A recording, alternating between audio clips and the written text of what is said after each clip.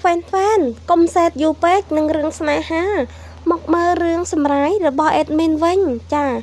សង្សារក៏ផាត់មិត្តក៏ក្បត់ភាគទី3លោកមែនទេចង់បានលុយរបស់ខ្ញុំខ្លាំងណាស់មែនទេខ្ញុំនឹងតបស្នងទៅលោកវិញភ្លាមតែម្ដងរួចហើយគាត់ក៏បានទូរស័ព្ទគាត់ក៏បានតាក់ទងទៅចំនួនការរបស់គាត់ហ្នឹងគឺថាតួស្រីរបស់យើងបាននិយាយថាយើងថ្ងៃនេះត្រូវបានប្រជុំនៅកន្លែងមួយដែលគាត់បានណាត់អញ្ចឹងហើយគឺគាត់ចង់ឲ្យចំនួនការរបស់គាត់នឹងជួយរៀបចំផែនការនិងណាត់ជួបអ្នកប្រជុំទូទាំងពិភពលោកតែម្ដងចា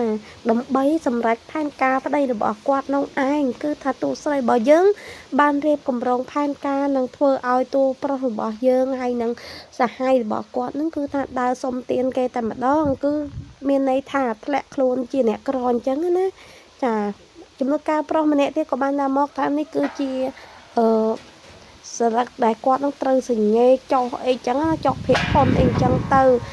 ឲ្យមជ្ឈមណ្ឌលកុមារកំព្រាអញ្ចឹងទៅគឺគាត់បរិច្ចាគលុយចំនួន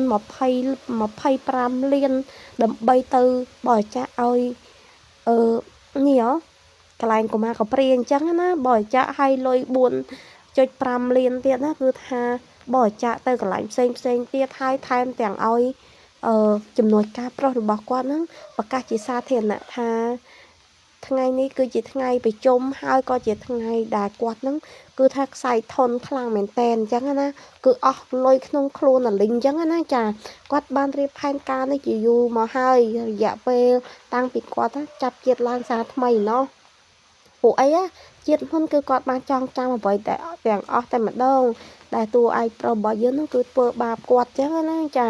គាត់ក៏បានសហការជាមួយនឹងអ្នកទាំងពីរអ្នកនោះគឺបានដល់ស្ងៀមស្ងាត់តែម្ដងរួចហើយក៏បាននិយាយថាអ្នកស្រីចេងតែអ្នកស្រីចេងសម្រេចចិត្តហើយមែនទេថាបរិច្ចាគលុយទាំងអស់ហ្នឹងទៅឲ្យមជ្ឈមណ្ឌលកុមារកំព្រាដែលលុយអ្នកនាងខំប្រមកនឹងហើយខ្ញុំសុខចិត្តបរិច្ចាគឲ្យក៏មិនຕົកលុយទាំងអស់របស់ខ្ញុំហ្នឹងយកទៅឲ្យឆ្កែបំរើ2នាក់នោះដែរគឺគាត់បាននិយាយសម្ដៅទៅលើស្វាមីរបស់គាត់ហើយនឹងបងមិត្តភក្តិរបស់គាត់នឹងតែម្ដងចាហើយនោះគឺមានគេបញ្ជាទិញលុយចំនួន450 លានដុល្លារអញ្ចឹងណាចាទៅកាន់តួស្រីរបស់យើងតែតួស្រីរបស់យើងគឺភាគរយនៅក្នុងដៃគឺគាត់មិនព្រមលក់ឲ្យអ្នកណាទាំងអស់គាត់ຕົកយកទៅបរិច្ចាគពួកអីគាត់ຕົកផ្លូវក្រោយរបស់គាត់អញ្ចឹងណាគាត់ថា4លាន450 លានហ្នឹងគឺគាត់នឹងបរិច្ចាគទៅទៀតទូប្រុសរបស់យើងក៏បានតាក់ទងមករួចហើយក៏គាត់និយាយថាតើអូននិយាយថាយ៉ាងម៉េចពេលនោះគាត់និយាយថាបងស្អែកនេះគឺថាគេមានហៅប្រជុំហើយនេះគឺជាកម្មវិធីរបស់តតំណែងពីបងផងដែរអញ្ចឹងណាចាគឺគាត់និយាយថាកម្មវិធីនោះគឺគាត់ធ្វើឲ្យប្តីរបស់គាត់អញ្ចឹងទៅគាត់ថាទីបំផុតប្រពន្ធរបស់គាត់ក៏ស្រឡាញ់គាត់ហើយថែមទាំងប្រគល់តំណែងទាំងអស់ឲ្យគាត់វិញផងដែរអញ្ចឹងល្អណាស់លុយដែលនាងមានខ្ញុំនឹងយកឲ្យអស់អញ្ចឹងណាចារីឯបែរនោះគាត់និយាយហើយគាត់ក៏បានទៅនេះសង្សារគាត់នេះអ្វីនេះអាឡូស្អែកអូនទី5ខ្លួនស្អាតណាព្រោះអីស្អែកនេះគឺបងចង់សប្រៃអូនបងនឹងទិញខ្សែកតម្លៃ20 លានដុល្លារដើម្បីឲ្យអូនព្រោះអីស្អែកនេះពួកយើងនឹងភ្ជាប់ពាក្យជាមួយនឹងគ្នានៅក្នុងស្អែកនេះហើយបងនឹងទម្លាក់តំណែង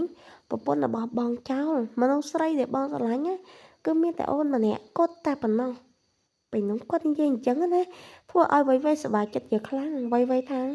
ចាអូនដឹងហើយបងសម្លាញ់បងពិតជាល្អជាមួយនឹងអូនណាប៉ាត់មែនហើយពេលនោះគាត់ក៏និយាយថាអូនមានលុយណាចឹងគាត់ថាលុយមិនខ្វល់ទេគាត់ប្រាប់អញ្ចឹងទៀតណាហីសំណោះណាណោអាប្រុសថោកទៀតពេលនោះគាត់ក៏បានទេតគេទៀតវេរៀបចំមកខ្ញុំមកហើយណាតម្លៃទិញកពេជ្រតម្លៃ20 លាន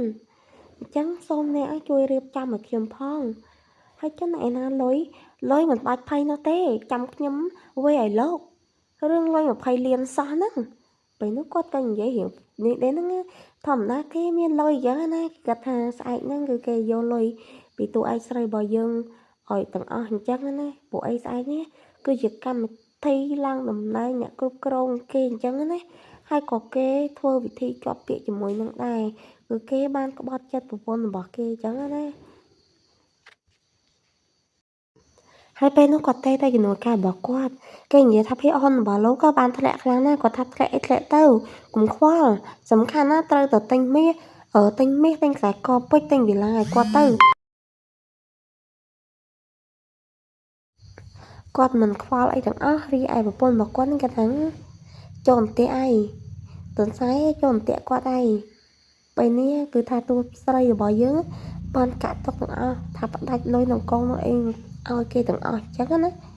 គឺថាអត់ឲ្យមានសល់អីទាំងអស់ហ្មង